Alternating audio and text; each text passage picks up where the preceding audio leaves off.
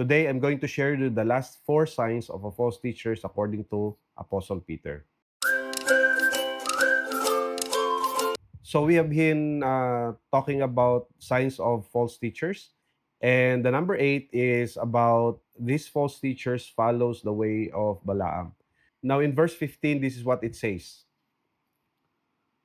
They have left the straight way and wandered off to follow the way of Balaam, son of Bezer, who loved the wages of wickedness. We have to take note that first they followed the straight way, but later on, sometime in their journey, they wandered off. So, what happened is that after they wandered off, they follows the way of of Balaam. Now, let's talk first about wandering off. So, it means that for quite some time before they probably have this a Christian background. They are probably familiar with the Christian teachings. They're probably familiar with the Lord Jesus Christ. Sometime later, because of certain circumstances, maybe they are praying for something that it did not went well, so they rebelled against God, or probably after understanding or knowing what Christianity is and knowing the Lord Jesus is, they decided to use and take advantage of other people in regards to Christianity. So after that, so they wandered off and they followed the ways of Balaam. So now let's talk about what is the ways of Balaam. Now in the book of Numbers, chapters 22, 24, and 25, you will see there the story of Balaam. Balak tried to hide Balaam to curse Israel. Somehow, what comes out of the mouth of Balaam is blessing. Balak was very disappointed. He got mad. So later on, Balaam instructed Balak to to give the Israelites, the women of Moabite, for them to commit adultery. And we can find this in Numbers 31 verse 16 and Revelation 2:14. That's the instruction of Balaam to entice the Israelites to commit sexual immorality with the Moabite women. And eventually, the Israelites actually fell into this enticement. So again, they committed idolatry, which stained again the relationship of the Israelites with God. So number nine, they entice people from escaping from those who live in error. Meaning they keep on pulling them back to the sinful nature, to the sinful fold. So they don't want them to go further. They want to keep them, and they want to just make abuse of them. So that is one of the reasons why many people who are involved in these false teachers find it hard to really get off from the fold. In verse 18, this is what the passage says: "For they mouth empty, boastful words, and by appealing to the lustful desires of the flesh, they entice people who are just escaping from those who live in error." These false teachers want to keep people within their fold. And so they keep on enticing them, they keep pulling them back to their own fold. But in verse 17, what we can see here is that Peter used two metaphors. This is what the passage says: "These people are springs without water and mist driven by storm. Blackest darkness is reserved for them."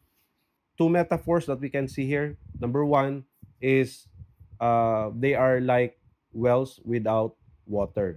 So in the Bible, when we talk about wells, it's usually referred to the Word of God, and the Word itself is the water.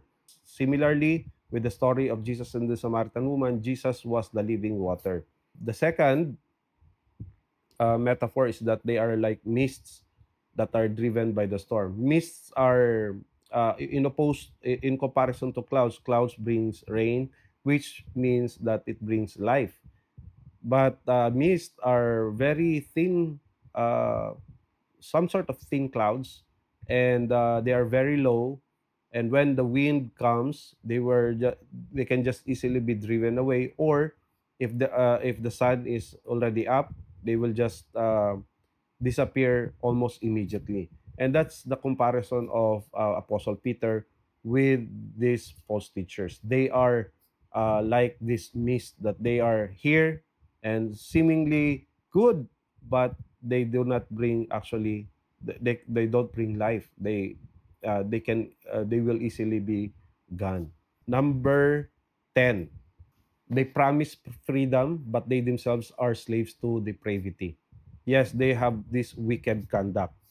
And what do we usually hear from the gospel preachers and teachers? Now, take note that they probably have this similar approach, the legit ones versus the false teachers, and both of them promise freedom.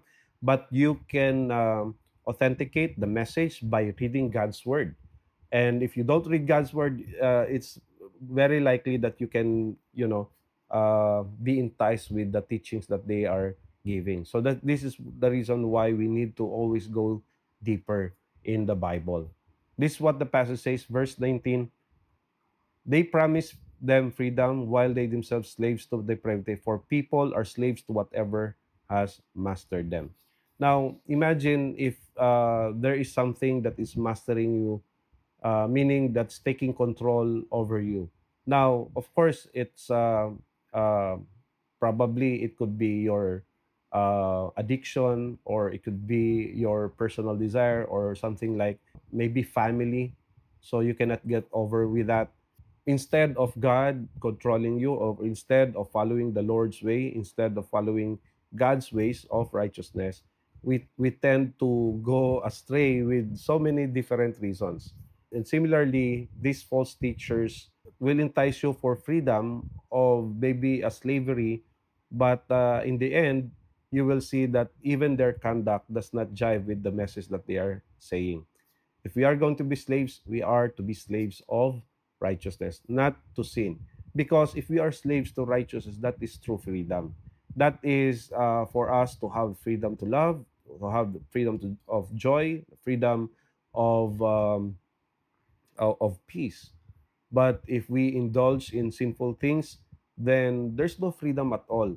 We are locked up with anxieties. We are locked up with worries of this world. But if we are in the Lord, then we can experience this freedom indeed. Number 4, they are worse than the first time. Again, if you try, if going back a little bit, in number 8, they are quite familiar with the word of the Lord at the first, at the beginning, but later on, they use the word of the Lord for something else. So for their own benefit, for their own purpose. So later on, what we can see is that they are taking advantage of people. So here we see that they become worse from the first time. Now, here's the thing: when there's someone who is a sinful man, he do sins because it is out of ignorance of God.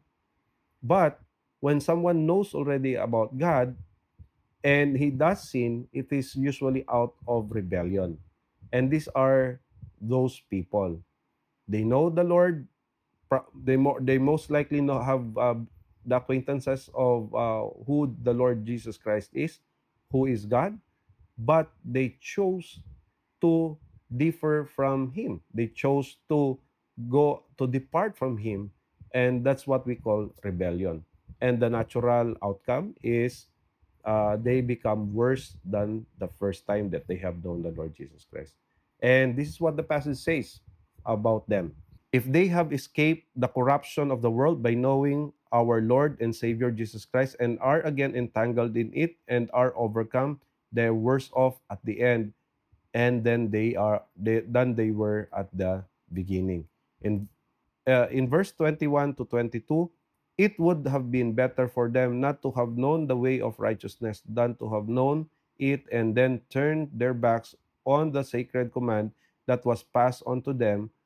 Of them, the proverbs are true: a dog returns to its vomit, and a sow that is washed returns to their wallowing in the mud.